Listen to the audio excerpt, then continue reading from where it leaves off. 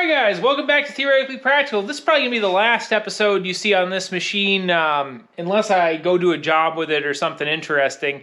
Maybe I'll throw a bit of snow blowing. Hopefully next week it snows and I can get it in next week's video so you can see. But as you saw at the last episode, everything does appear to work. I've made some progress. I still have some electrical stuff to figure out, but that's all right. And I'm going to replace the gauges. The original gauge was a fuel gauge and a water temp gauge, neither of which work. The gauges themselves are bad. There was a little mouse nest behind them. They're junk.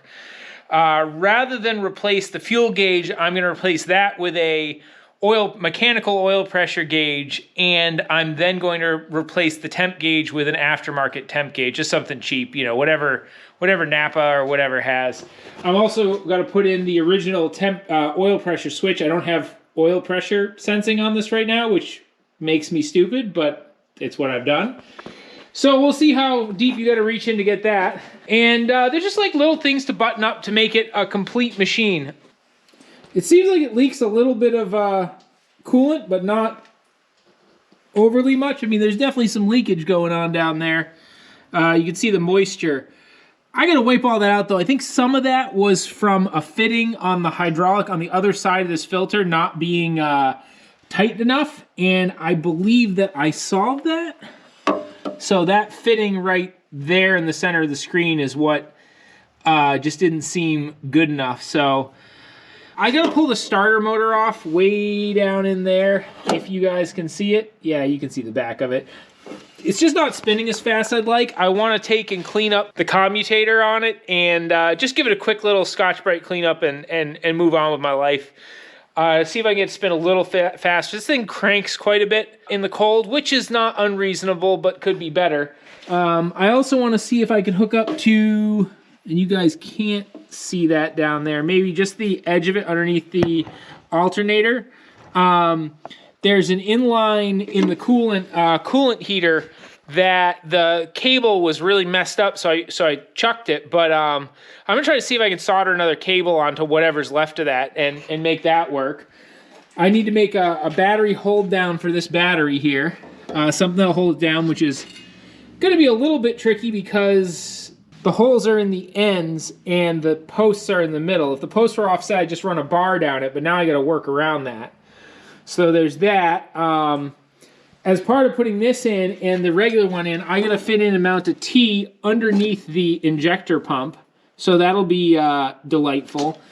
And I need to take off the valve cover, set the valves, check the valves, put a new valve cover gasket in. Because obviously the valve cover gasket, you can see down there, is still leaking a little bit, which is, you know, fine, but not really fine. You know, there's some stuff that needs a hose clamp on that return line for the diesel, because I think that's leaking a little bit. You know, just the little things that make it from, you know, a running machine to a nice piece of kit, and we'll get there.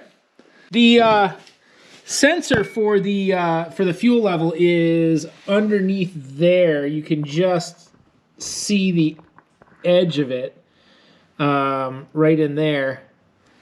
So that's why I'm not going to mess with that. It doesn't seem like there's any value to it. Not sure if there's really anything else I might do. I was thinking about replacing these lights on the front and the back with LEDs, but they're quite bright and they work. So I got plenty of broke stuff on this. Oh, one more thing we're going to try to hit this week. This is the right place to see it. Oh, it is just worn right out. Someone has not done the right thing by these pins. So I gotta figure out how to make that like a lot less crappy. I assume it just never got greased probably. The other side is just as bad. It also probably should have more than just a cotter pin holding it in. This seems poorly done in many ways, the way that this was adapted on here. But that's not too bad, because what I can do is this is a pretty lightweight part that I can remove. I just got to pull a pin up here and then it'll all come out. And then I want to take a look at this some more, the ends. But what I'll probably do is set them up in a mill and bore them out till they're round again, and then put a little sleeve in there, and that should be fine. Weld the sleeve, pull out the grease nipple, drill it out, and take a die grinder and just cut a little groove on the inside. And then that'll basically be cutting edge engineering Australia, but without any of the skills or abilities. So those are definitely the worst ones for sure, but the rest of the pins on this are actually reasonably tight. So, and I got to go around and clean off all the grease fittings and actually grease them. So, you know, there's still a lot to be done on this, but it's not crazy hard. It's also going to be difficult because actually the very first thing I want to do is, of course, tip the cab up, and it's not enough room. Yeah, there's not enough room because this thing, it's close. And then on the front, it's close. But I want to be able to pull out that way. The plan would be in the future to take out all that and put in a roll-up door, and then I can gain, you know, quite a bit of height for my two-post lift, which seems like that would be necessary. So, all right, well, I'm gonna dig on into it, and I guess the first thing I guess I'm gonna work outside today. It's not too much different inside or outside. What a pain. Yeah, it was easier before I put this in here, but this is a fuel leak that needs fixing, and it's not gonna be very exciting. But I think I have to drop the tank out, which is awesome. So, without further ado, or further ado, let's get moving. Oh, one more thing I got to do. Well, one, I did notice these front cylinders are definitely leaking a little. I'm gonna ignore that for now, because I don't think that's that big of a deal in the grand scheme of things. They just weep a little, and I gotta keep driving against the end. But this side, because it was left outside, and somebody put, you can't even see them right now, there you go, you can see there's two cuts like this. I imagine they had a problem with the chain and had to peel this open to get the chain repaired. But because this was been open to the elements for so long, there's water in that chain case. So that chain case, even though the guy that I got it from was like, oh, we just serviced that, well, that one needs reservicing, but not a huge deal in the grand scheme of things. All right, guys, I'm gonna show you a cold start because I'm gonna start this thing up and pull it in facewards so that I can hopefully flip up the cab inside the garage and still have just enough room to squeeze around. I don't know that that's gonna work out so good, but we'll see.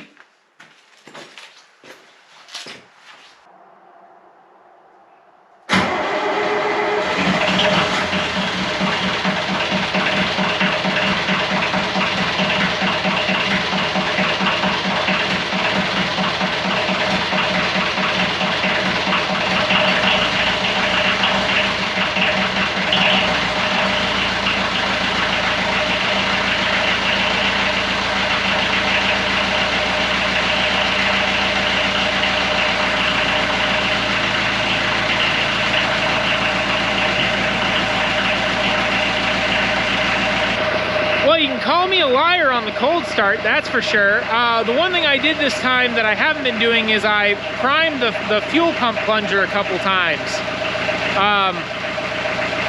Apparently that's a step to follow, because it's below 30 degrees out here. It's definitely below freezing-ish. And man, she started right up. So it also says this is a nice healthy diesel, which is good because realistically I don't know nothing about how old it is. So, well, color me pleased. All right, for the second time, because the first time the GoPro, which will take anything but nothing happening to it in stride, we're gonna set the valves. So we're setting the number one cylinder, which is the one opposite of the flywheel, to the overlap position. So right now, you can see both of these valves are under load, and if I rock the cylinder back and forth, one goes up higher than the other, but that's it. So this is the crossover point. So you can see if I move it this way, one goes down. If I move it the other way, the other goes down. So you just kind of want them both as high as you can. Once you have it in that position, which took some finding, you are able to adjust the intake and exhaust on this one, this cylinder, which has almost no lash there and too much lash there. This cylinder, you can do one of the valves, and on the other cylinder, you can do one of the valves. The 2 and the 3, you can do one of the valves each. And then you'll wrap this thing around until these 2 are in the crossover position, and then you can do the number 1 cylinder and the 2 in the middle that you missed the first time around. So we're going to try to adjust one of these valves in a minute here, and it is on this particular engine, a Perkins 4107 or 4108. It's 12 thou shim. So we'll just look at this one because this is in the unloaded state, and you can see that this valve, the shim does not go. And on this valve, if I get the shim in, there's still room to go. So this valve is under adjusted and this valve is over adjusted. So to adjust it, you need a screwdriver and a box end wrench, or I'm using a line wrench. It's a 1/2 inch. So we'll start with this one because this one's over tight. You just break it free. Wow. And then you basically take the screwdriver, back it off. Oh, there it goes. And you just want to tighten it down till you can force it back in and pull it back out again. And right there is perfect. You try to go a little tighter and it catches and you can't pull it. And you try to go a little looser and it feels loose. So you just want like the tiniest bit of drag on there. And when you get that drag, you pull your shim out. You leave your screwdriver exactly where it is, and you tighten up the bolt. And sometimes I'll even back the screwdriver off just a skosh, so that as I tighten up the last little bit, it brings it into position, because it'll always spin a little bit. So now that I've done that, I can push down here, hopefully, yep, slide my thing in, and there's just a little bit of drag. It's not too much. Just a little bit. You might have to do it a couple times because sometimes it's hard to guess where your flathead screwdriver should be. But that's it. And then you go along and you do all the loose valves. Remember, if the valve is tight, you can't adjust it. You need it to be loose. So, and on this one, we're going to tighten up the valve lash. So that's a little too tight. Back up. Okay.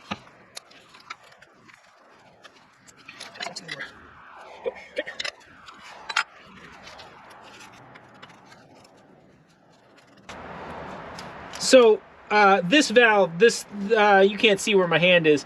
This valve is actually perfect right now, so I won't touch that. You should check them before you touch them. But these 2 valves were definitely well out of alignment. This is a pain, so we're going to say that the valves are adjusted, and I'll bring you back when I'm done.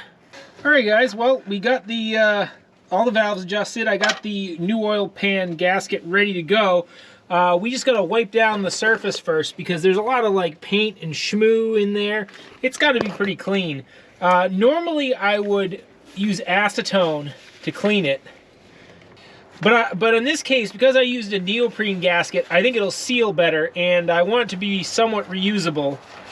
So I'm just going to wipe it as clean as I can and send it, and we'll see what happens. I think it's going to be all right, though.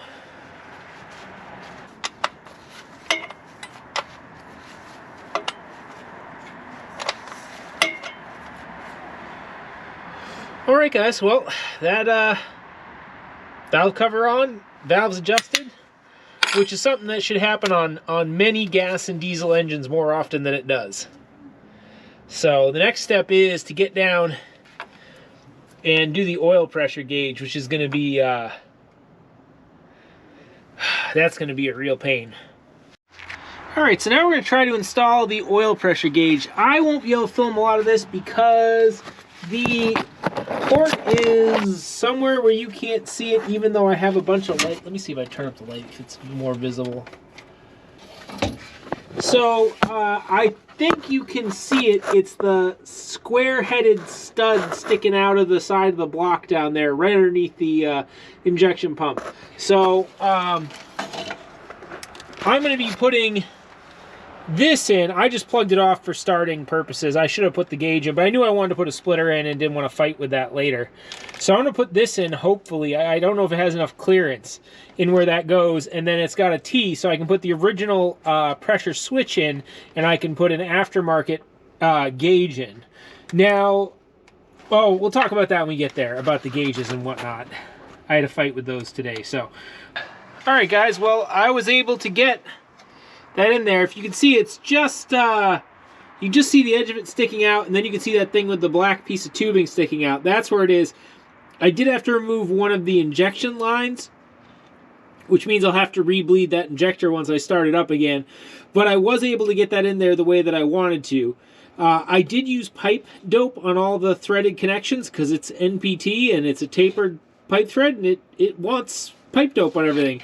So we're going to be running this this black plastic line up directly to the gauge. Now, I know some of you would be saying, well, copper's better, and I agree in a lot of ways. In my Land Rover, I used copper because it's the better choice, but this has to go up through there, and it needs to be flexible, and yeah, and this is going to be much easier to run. So I'm going to zip tie this on to everything and work it up there. I'm also going to tape over this lovely whatever the hell this was supposed to be while I'm in here, because there doesn't need to be a ruined chunk of loom there. So that's pretty much all I'm going to do there. Just run this up and zip tie it in place.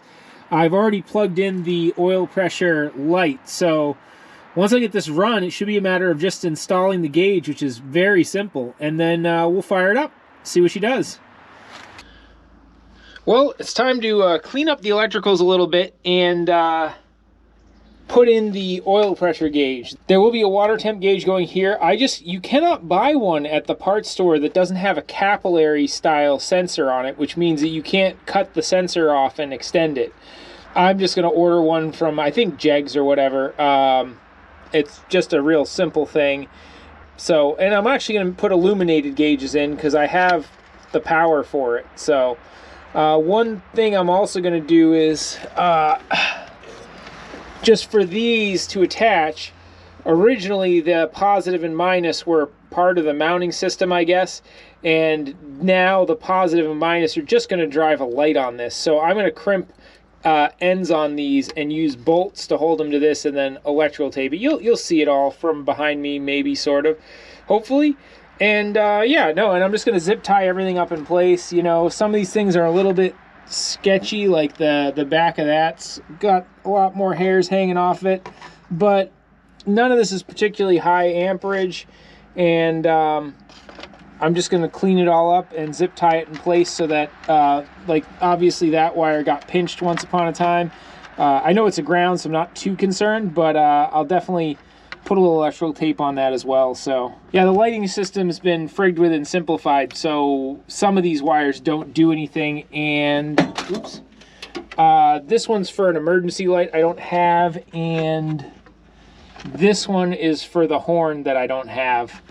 So even though there is a picture of a horn, and you can tell that somebody's been pushing that picture for many, many years, but it doesn't do anything. Also, the hour meter gauge does work. I don't know, the little clicky on the end doesn't click, but the other dials go up. So, because it was definitely at like 48, and then I left the key on for forever. So, yeah, so that works too. So everything's pretty much going to be functional at that point as far as the electrical system goes. I will be losing the fuel gauge, but the fuel gauge is $30. I don't know what the sender costs, if you can even get it. I don't know that the sender's good. I know that the fuel gauge is bad. You could go down a rabbit hole, but realistically, I'd rather have oil pressure and water temp than a fuel gauge on a machine like this, because you should be, you should just top off the fuel every day you go to use it. And this thing doesn't use a ton of fuel. So, you're not going to go through tank after tank.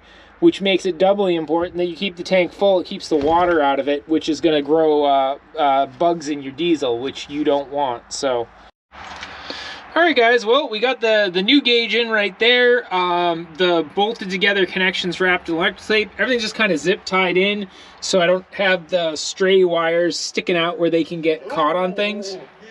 And yeah, no, I'm pretty happy with this. I think the only thing to do is bolt it back up and give the fuel pump a couple of primes and see if she'll start. But I think we're pretty well done here. All right, guys. Well, I've been working on trying to hopefully have it snow enough that I got something to do with the skid steer. So it's only a couple inches, which isn't really a test of its abilities at all. But I'm going to set it up and let you guys watch as I've, for the first time ever, try to plow my driveway with a skid steer. It should be entertaining at the least. But, and you might go, well, geez, there's not that much to snow, and you'd be right, but I'll take what I can get.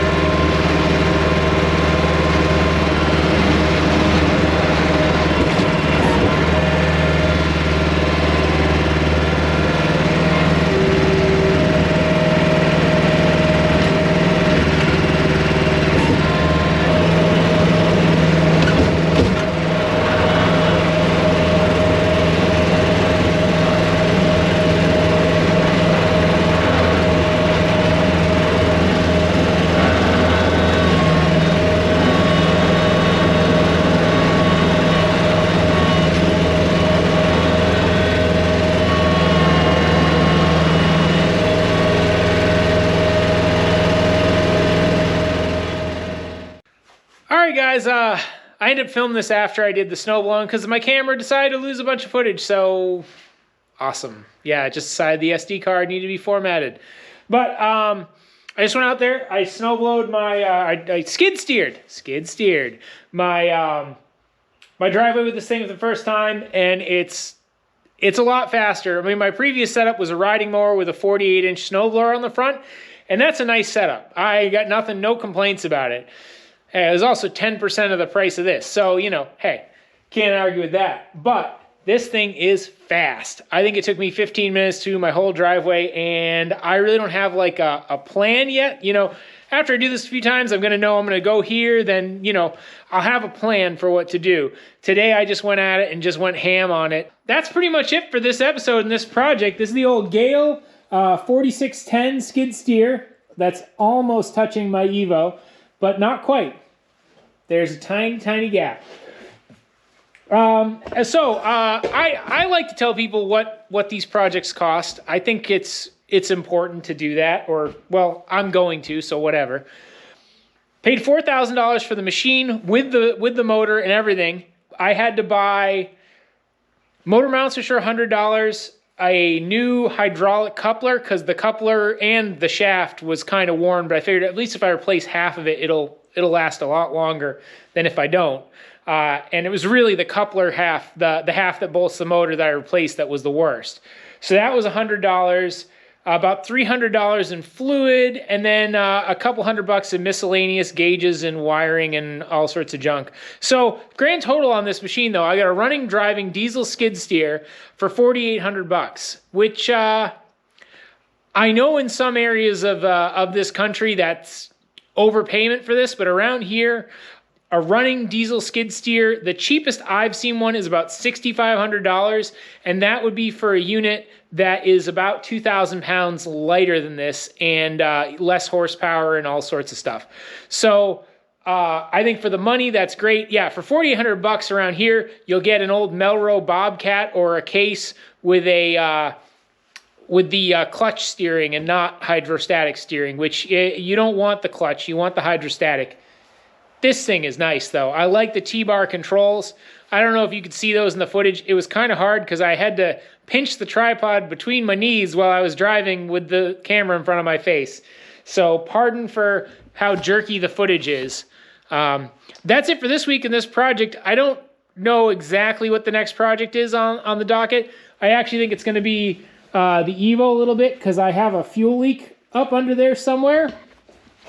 And my all-wheel drive pump is not functioning at tip-top shape.